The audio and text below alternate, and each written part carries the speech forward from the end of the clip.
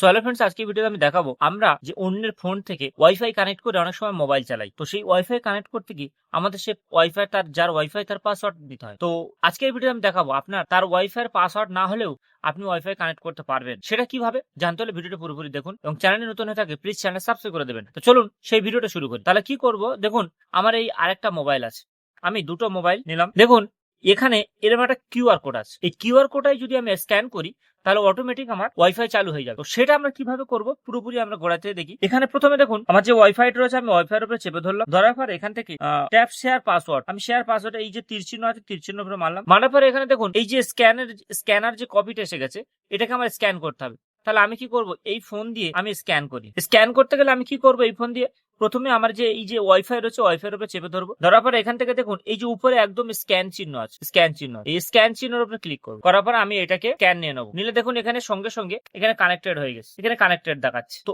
এইভাবে আমরা wifi QR code scan করে আমরা নিজেদের মোবাইলে ওয়াইফাই চালাতে পারি, বা আমি অন্য কারোর দিলে সেও ওইভাবে চালাতে পারি। ভিডিওটি যদি ভালো লাগে থাকে তাহলে চ্যানেলটা লাইক করে দেবেন, চ্যানেলে নতুন হলে প্লিজ চ্যানেলটা সাবস্ক্রাইব করে দেবেন। ততক্ষণে ভালো থাকুন, সুস্থ থাকুন, দেখাবে পরবর্তী কোনো ভিডিওতে।